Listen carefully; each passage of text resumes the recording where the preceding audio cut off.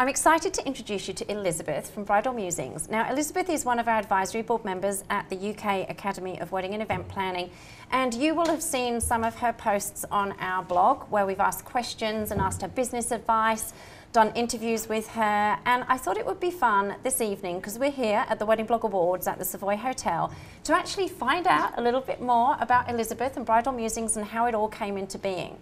So Elizabeth, how did you come up with the name Bridal Musings?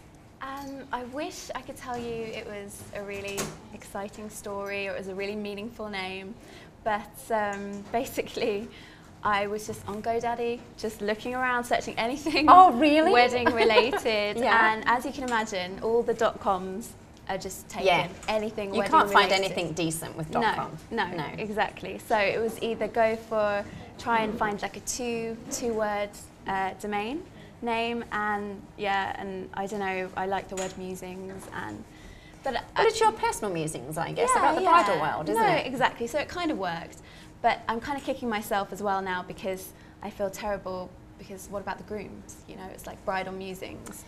But don't most of the wedding blogs sort of make that mistake too? Don't we all do that? I didn't want to go down that path, you know, I wanted to be different, and then after a few weeks I was like, uh-oh, but you know, it's fine, it's worked out okay, but I just recommend people to think about that, not pigeonholing yourself, you know, when you're Which is obviously something that can happen quite easily. And as you mentioned, also considering things like the fact that you want your website address to reflect the name of your company as well, which I assume is why you were on GoDaddy. Yeah, so that's another good point there. So what is it that's your favourite thing about blogging? What is it that makes blogging so special to you? Well, specifically wedding blogging is just, it's great because I'm surrounded by beautiful imagery, gorgeous photos of happy people having the best day of their lives, and yeah, it's just, and it's a lovely industry to be in. It certainly is. And had you done writing in the past? Was this something that you'd sort of dabbled in, or? Well, just at uni, I actually was a primary school teacher before I got into blogging, and so mainly I was just inspired by the blogs that I was reading, and I thought, you know, I'll give it a go, and it just started as a hobby, but then... Isn't that always the way, though? I think most of the wedding bloggers, it started as a hobby and then it developed into this bigger beast that they'd not actually thought would happen at the time. Is that how it was for you as well? No, definitely. So then you have to keep adjusting and growing, and I guess that's the difference, isn't it? Like with our students, for example, they have a very set idea about what they want to do. So for example, they know they want to become a wedding planner or a wedding stylist or an event designer, but with you didn't start off with that as your goal. No, not this at started all. as a hobby. So where we're saying to our students, you know, you need to be writing a business plan and understand where it is you're going and map things out, and obviously that's going to be ever changing, etc., etc. But how do you then cope with something that goes from being a hobby that turns into a business? Because obviously it's not something you'd prepared for. No, well, I made lots of mistakes along the way, and but that's how you learn. No, exactly. So yeah, I had to, you know, Google was my friend. Yeah, don't be afraid to Google, right? Everything. Like, I did try to make a business plan and have some sort of structure of where I was going when, you know, I did start to earn a tiny little bit of money, but yeah, it's a big learning curve. It always is a big learning curve with any new business, isn't it? But have there been sort of any past experiences that have sort of really influenced how you've got to where you are today with Bridal Musings? I think obviously planning my own wedding has been, you know, a huge influence. I wouldn't be doing this now if it wasn't for that. But I think in the way that I was planning it, I was very visual, and I had Pinterest boards before Pinterest was around, you know. I had, you had your own all my version folders of every single aspect, every single detail, and so yeah, so that kind of focus on the visual has really, I think, helped with Bridal Musings. Okay, so obviously, as I say, with our student base, we've got a lot of people wanting to do what you've done. Not start a wedding blog, but start a business in the wedding industry.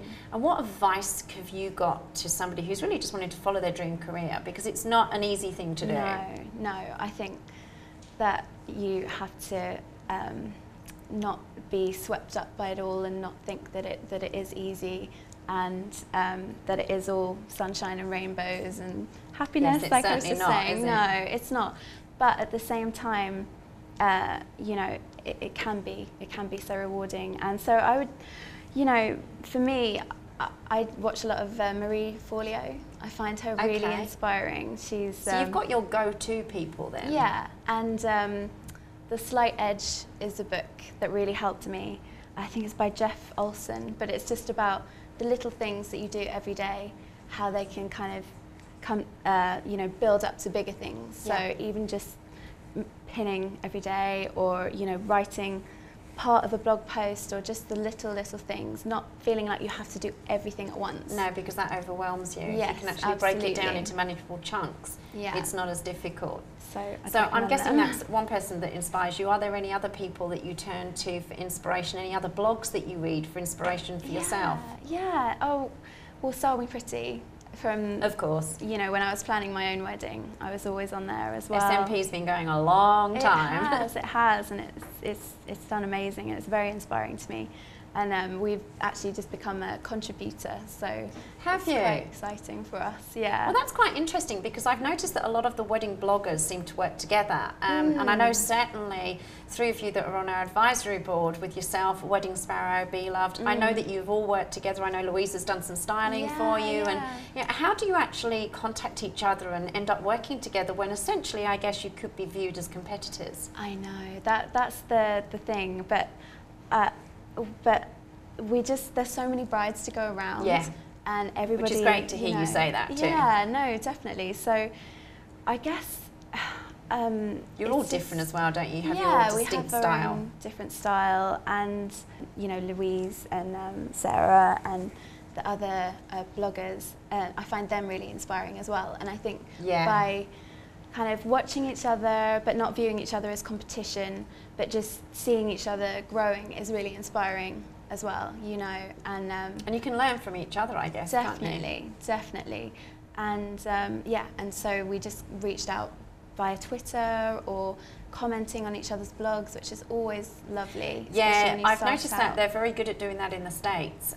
One of the girls who runs, or Sarah Burnett from Burnett's Boards, she's on our advisory board for our US campus. Yes. And she has the biggest amount of industry people that comment on all of her posts. And it's very clear to me that they're all really good friends, and they all seem to know each other really well, support each other, and just really help each other grow their businesses, which is so nice, because other parts of the wedding industry can be quite cutthroat, but it doesn't appear to be that way in wedding blogging. No. It seems to be different. No, it is. But I'd like to think that hopefully in wedding planning and styling, it can be similar. They can, and there are certainly younger ones coming through that are much more open to collaboration, which is obviously what we promote too.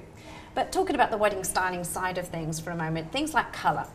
What are the colour trends that you're seeing coming through for weddings in 2015? Well, I think I'm really sad to say that, I mean, I'm a big blush pink fan. I had blush It's been pink around for a while, It's been around for a really long time, so that's why I'm a bit sad to feel like it might be heading out. But you never know, it's classic. But I think grey. Grey's on the way out or in the way in? On the way in. Well, Pantone released their colours for Spring/Summer 2014, and there's 2 different greys in there. I can't remember the names now, but there's 2 distinctly different grey. And I love it because it can be married with so many different things. Yes, no, exactly. It's the perfect neutral colour. And Any others that you've got that you're seeing coming through? Well, I love we're seeing a lot of the use of foliage and just like very plain whites, but then the rustic, organic kind of foliage. So it's like a white and green kind of simple. Yeah, which is still certainly very popular over here. It's been around for a while over in America, but it still seems to be hanging on here. Yeah. Well, Elizabeth, it's been really nice to talk to you. You've certainly got some great words of advice for us, and good luck for this evening. I'm sure you don't need it, but we'll be reporting on the winners later on. So thank you for taking the time to stop by and chat with us. Thank you so much for having me.